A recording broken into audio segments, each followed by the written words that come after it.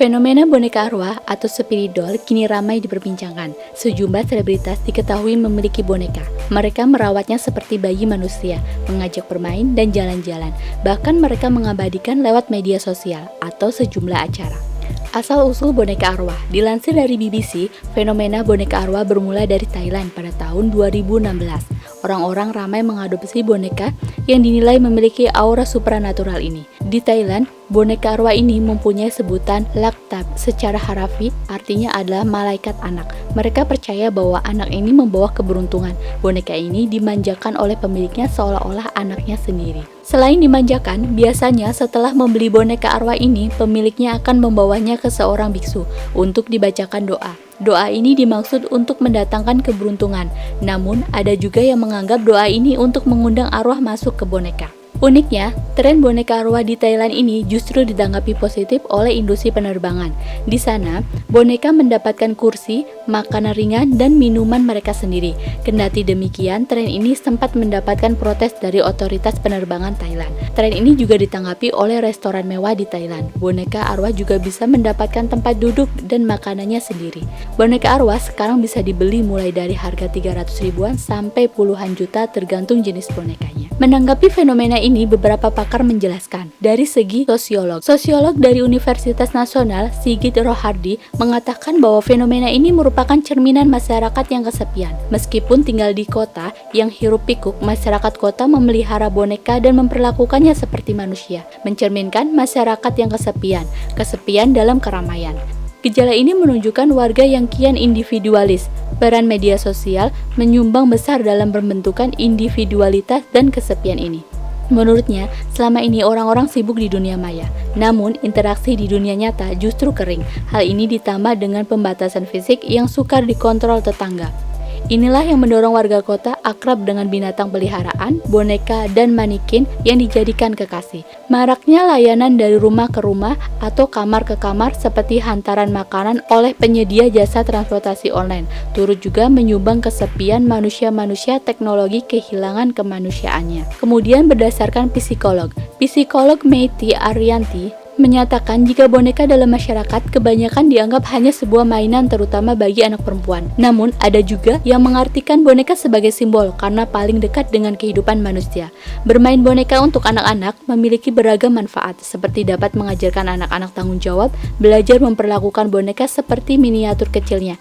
Jadi harus dirawat, dipakaikan baju, diberi makan, disisir rambutnya, ditimang-timang, dinyanyikan, dan ada yang mengajak bicara. Ada juga anak kecil yang menganggap boneka sebagai pengganti teman atau saudara yang tidak dimilikinya, sehingga ia tidak merasa kesepian. Lalu, apa fungsi koleksi boneka dan memainkannya untuk orang dewasa? Psikolog Meiti mengatakan untuk wanita dewasa mungkin masih ada yang menyukai boneka dan menyimpan boneka masa kecilnya, yang biasanya dilakukan untuk mengingat masa kecil yang indah, sehingga dianggapnya menyimpan kenangan manis. Ada juga yang diberikan oleh orang yang dicintainya sebagai simbol cinta, sehingga menyimpan boneka di tempat tidurnya. Bermain boneka ketika sudah dewasa, apa normal? Normal atau tidaknya tergantung sejauh mana boneka itu bisa menggantikan manusia sesungguhnya bagi orang tersebut. Misalnya boneka itu menjadi fokus utamanya, sehingga dia memperlakukan seperti manusia sesungguhnya, sehingga lama-kelamaan ia jadi tidak dapat membedakan mana hayalan dan mana kenyataan. Ini bisa menyebabkan masalah mental. Berdasarkan psikolog, Ketua Program Studi Terapan Fakultas Psikologi Universitas Indonesia, Rosmini Agus Salim, menyebut bahwa tak ada salahnya dengan memainkan dan merawat boneka arwah atau spirit doll yang menyerupai seperti seorang bayi. Namun ini bisa menjadi bahaya ketika sudah terjelembab dalam ruang halusinasi. Dalam ilmu medis sendiri, boneka serupa juga sering digunakan tapi fungsinya untuk latihan. Misalnya orang hamil belajar merawat bayi, memakai popok, belajar memandikan dengan boneka-boneka ini. Fungsinya jelas untuk belajar. Bermain spirit doll atau boneka arwah sebenarnya tidak berbeda dengan anak kecil yang bermain ragam bentuk boneka. Selama masih bisa membedakan realitas dan halusinasi, ini tidak jadi masalah. Oleh karena itu, dia menekankan penting untuk memastikan apakah orang yang bermain boneka arwah masih menganggap bonekanya sebagai benda mati atau justru telah dianggap sebagai sosok yang hidup dan memiliki perasaan selayaknya manusia. Kalau tidak bisa membedakan realitas dan imajinasi, sudah mulai bahaya. berdasarkan spesialis kedokteran jiwa. Terkait hal tersebut, spesialis kedokteran jiwa dari Rumah Sakit IMC Alam Sutera, Dr. Andri, spirit doll atau boneka arwah menjadi populer saat ini karena banyak public figure yang memamerkannya di media sosial sehingga banyak orang yang bisa melihatnya. Selama orang yang merawat spirit doll masih bisa membedakan dengan sadar antara hal yang nyata dan yang tidak nyata, maka tak ada masalah kalau memang itu tidak mengganggu dalam kehidupan sehari-hari. Kita tidak bilang itu sebagai suatu masalah, sepanjang orang itu menyadari kemudian tahu bagaimana fenomena ini terjadi di dalam dirinya sendiri. Tidak mengganggu kehidupannya, tidak mengganggu kualitas hidupnya, berarti tidak ada masalah. Spirit doll kemungkinan hanya fenomena sesaat, sebab hal-hal aneh, berbau mistis, dan gaib cenderung disukai oleh masyarakat Indonesia.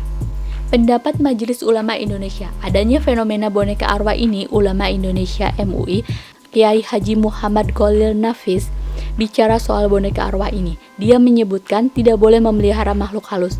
Punya boneka mainan itu boleh, tapi kalau itu diisi atau dipersepsikan tempat arwah, hukumnya tidak boleh memelihara makhluk halus. Kalau disembah musyrik, tapi kalau berteman saja berarti berteman dengan jin. Dia menilai tidak seharusnya memperlakukan boneka layaknya anak karena boneka adalah benda mati. Ia menyarankan umat Islam tidak terjebak hal mistis dan menuhankan selain Allah Subhanahu wa Ta'ala. Baiknya uang yang dimiliki disumbangkan kepada anak yatim dan duafa daripada memelihara boneka yang mistis itu. Fenomena ini mengajarkan kita untuk bisa memilih mana yang bermanfaat bagi kita dan mana yang tidak. Seperti yang dikatakan psikolog Mei, masyarakat harus cerdas mana hal-hal yang bermanfaat buat diri sendiri dan mana hal yang buat hiburan. Sehingga jika tidak bermanfaat buat diri kita sebaiknya tidak usah diperhatikan. Masih banyak masalah di Indonesia yang jauh lebih penting.